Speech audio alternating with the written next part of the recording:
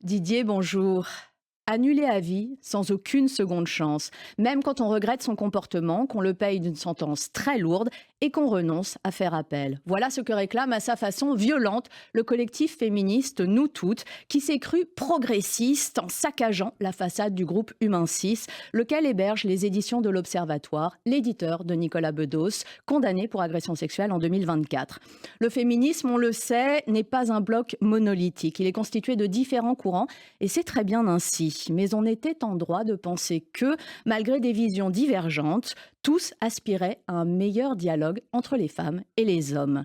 Comment éduquer ou même déconstruire si la faute est à vie? Nous toutes poursuivons visiblement un autre objectif que la justice, la vengeance, quitte à nuire au mouvement MeToo. En se filmant fier de l'exploit, recouvrant de peinture et de collage les vitrines d'un éditeur dont le seul tort est d'avoir accordé à Nicolas Bedos son droit à la parole, les militantes de Nous Toutes ont étendu leur condamnation jusqu'aux éditeurs et écrit sur le trottoir qui publient des agresseurs sexuels et complices de leur impunité. Mais de quelle impunité parle-t-on ? Quelle est l'impunité d'un homme qui a été condamné, n'a pas fait appel, a reconnu ses torts, entrepris un parcours de soins et voulu comprendre comment il en était arrivé là?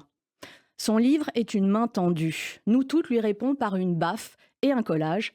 Ta gueule. Andrea Bescon, réalisatrice et militante féministe, pourtant intransigeante, est plus nuancée. Sur Instagram, elle reconnaît que l'introspection d'un coupable est une avancée dans notre lutte. Si nous refusons de l'entendre, prévient-elle, nous ne valons pas mieux que le système contre lequel nous luttons. C'est juste. Et un signe, les lignes bougent. Voilà, vous pourrez lire ce billet dans la revue Franc-Tireur en kiosque cette semaine. Vous y lirez ce billet, mais aussi le franc-parler de Caroline Fourest, bien sûr. Ça s'appelle Frérisme, pause et riposte, où il est question du rapport déclassifié par le ministère de l'Intérieur sur l'entrisme islamiste en France. Rien de neuf, mais des chiffres, c'est important. Et la proposition d'une riposte, faible et pas toujours pertinente. Caroline Fourest livre son analyse.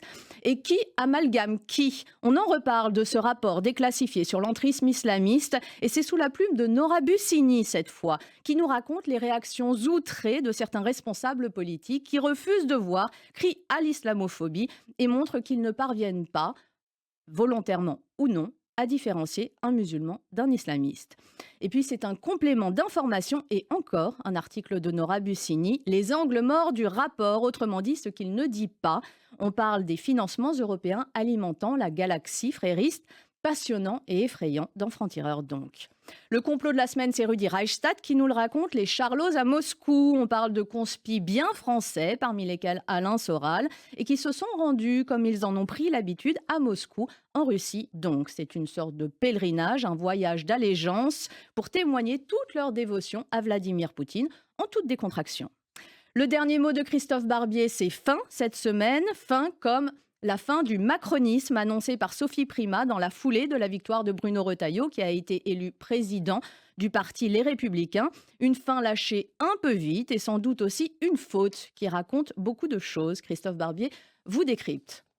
Wokisme, Trump tire à boulet brun. C'est un grand dossier qui fait le cœur de notre journal cette semaine. Il est signé par Jérémy Seban et qui vous raconte comment des années de progressisme suivies de dérives outre-Atlantique ont fini par alimenter le ressentiment et donner naissance à une contre-attaque réactionnaire.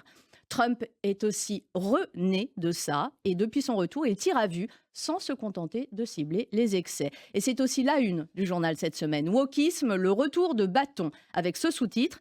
Au lieu de cibler les excès, Trump tape sur l'égalité. En dernière page, le portrait qui fâchera l'Institut La Boétie. Cette semaine, dogme atrique. Il se donne des airs académiques, mais non, on aurait tort de s'y tromper. En réalité, le think tank de LFI formate les cadres du parti. Un temple du savoir-obéir, en somme, qui n'hésite pas à prendre pour intervenant ce que l'extrême gauche conspi et populiste compte de plus radical et dogmatique.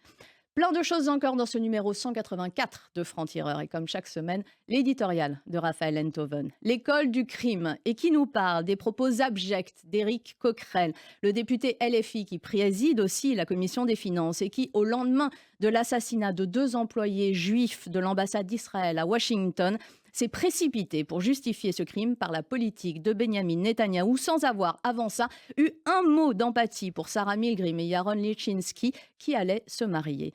Ce que raconte ce permis de tuer à peine déguisé, c'est Raphaël Enthoven qui vous l'explique. Voilà, la rédaction ne faiblit pas dans son soutien à Boualem Sansal, évidemment, soutien que nous affichons comme chaque semaine désormais en une de notre journal, où l'on tient le compte de ces jours de détention pour délit d'opinion. Une honte, ça faisait 193 jours hier. La raison est un combat, c'est le nôtre à Franc-Tireur, combattre toutes les formes d'extrémisme, mais aussi, lisez-nous, rejoignez ce combat et la lutte pour que la nuance survive dans un monde qui n'a de cesse de se radicaliser. Belle journée à tous.